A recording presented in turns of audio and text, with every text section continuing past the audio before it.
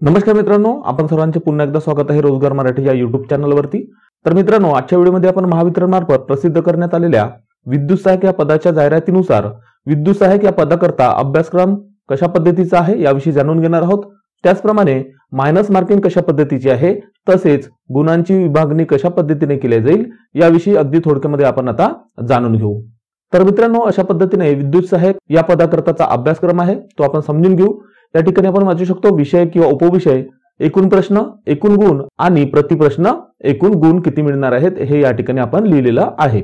तर मित्रांनो, सर्वप्रथम तुम्हाला असणार आहे तांत्रिक व्यवसायातील विषयाचे ज्ञान याबाबतचे एकूण 50 प्रश्न म्हणजे प्रोफेशनल नॉलेज, म्हणजे जे काही तुम्ही ITI मध्ये शिकलेला आहात म्हणजे वीज तंत्री आणि तारतंत्री या विषयाशी अनुसरून प्रोफेशनल नॉलेज आहे। याविषयी एकूण 50 प्रश्न असणार आहेत, एकूण गुण असणार आहेत 110 आणि प्रतिप्रश्न गुण असणार आहे 2.2, म्हणजे एका अचूक प्रश्नाकरता तुम्हाला गुण मिळणार आहे 2.2।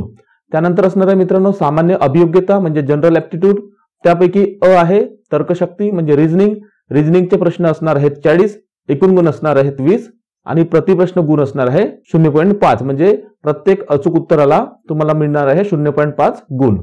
त्यानंतर असणार आहे ब संख्यात्मक अभियोग्यता म्हणजे क्वांटिटेटिव्ह ॲप्टिट्यूड, एकूण प्रश्न असणार आहेत 20, एकूण गुण असणार आहे याकरता 10, म्हणजे प्रत्येक अचूक उत्तराकरता तुम्हाला मिळणार आहे 0.5 गुण, म्हणजे अर्धा गुण प्रत्येक प्रश्नाकरता।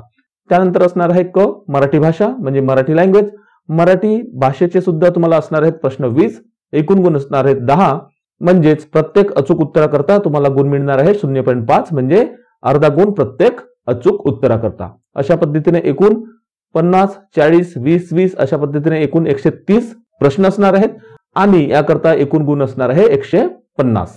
यापैकी मित्रांनो, या अगोदरच्या व्हिडिओमध्ये सुद्धा आपण विद्युत सहायकचा जो अभ्यासक्रम आहे महापारेषणचा याविषयी सविस्तर माहिती दिली होती, त्याच पद्धतीने अभ्यासक्रम या ठिकाणी सुद्धा दिलेला आहे।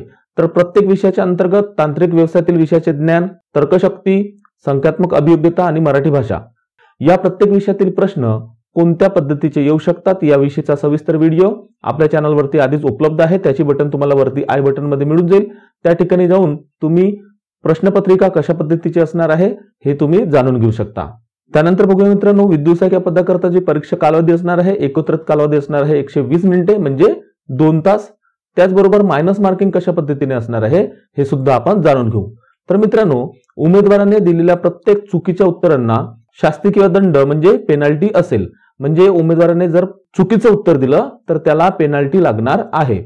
त्यानुसार त्या प्रश्नास विहित असलेल्या एकूण गुणांच्या 1/4 म्हणजे 0.25% इतके गुण दंड म्हणून प्राप्त गुणांमधून वजा करण्यात येऊन अंतिम गुण काढण्यात येतील। म्हणजे प्रत्येक चुकीच्या उत्तराकरता तुम्हाला 1/4 गुण, जे प्रत्येक प्रश्नाच्या विभागानुसार जे विहित असलेले गुण आहे त्याच्या 1/4 गुण तुमची पेनल्टी म्हणून कट केल्या जाणार आहे। तथापि उमेदवाराने एखाद्या प्रश्नाचे उत्तर न दिल्यास किंवा रिक्त ठेवल्यास अशा प्रश्नांना शास्ती किंवा दंड म्हणजे पेनल्टी लागणार नाही। हा महत्त्वाचा मुद्दा आहे मित्रांनो। बरेचसे उमेदवार काय करतात, परीक्षा देणे सुरू झाल्यानंतर जे तर्कशक्तीचे किंवा संख्यात्मक अभियोग्यतेचे जे प्रश्न असतात ते सोडवायला बराचसा उशीर लावतात आणि ते होत असताना परीक्षेच्या शेवटी वेळ खूप कमी असतो आणि त्यावेळेस उमेदवार अंदाजे प्रश्नाचे उत्तर देण्याचे प्रयत्न करतात आणि प्रत्येक प्रश्नाला टिक टिक टिक करत जातात। त्या प्रश्नाचे अचूक उत्तर त्यांना माहिती नसते। अशा वेळेस तो उमेदवार कदाचित सिलेक्ट लिस्ट किंवा वेटिंग लिस्ट मध्ये येऊ शकणार होता, पण चुकीचे उत्तर देत असल्यामुळे तो उमेदवार किंवा त्या उमेदवाराचे मार्क्स हे कमी होतात।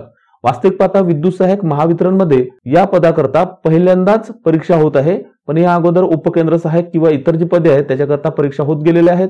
महापारेषण मध्ये सुद्धा परीक्षा होतात, तर या ठिकाणी सुद्धा मायनस मार्किंग असते। तर मायनस मार्किंग तुम्हाला मिळू नये म्हणून अचूक उत्तरांनाच तुम्ही टिक करा आणि जर तुम्हाला प्रश्नाचे उत्तर बरोबर माहित नसेल तर तुम्ही त्या प्रश्नाच्या उत्तराला टिक करणे टाळा, जेणेकरून तुमच्या मार्किंग मध्ये फरक पडणार नाही, जास्त तुम्हाला मायनस मार्क मिळणार नाहीत।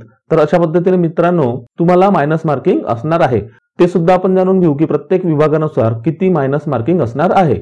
तर आपण आताच बघितलं मित्रांनो की तांत्रिक व्यवसायातील विषयाचे ज्ञान म्हणजे प्रोफेशनल नॉलेज करता 2.2 गुण प्रतिप्रश्न मिळणार आहे।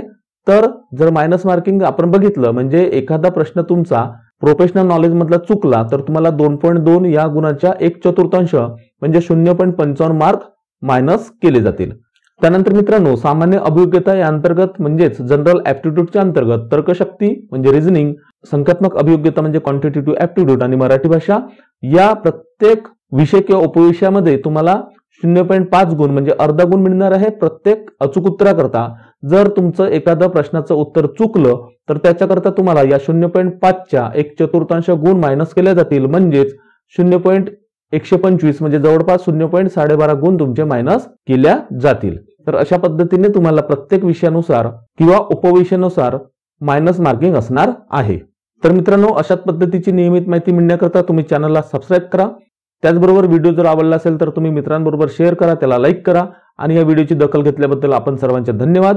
आणि येणाऱ्या परीक्षांकरता आपण सर्वांना बेस्ट ऑफ लक. लवकरच भेटूया मित्रांनो नवीन व्हिडिओमध्ये नवीन माहिती सोबत.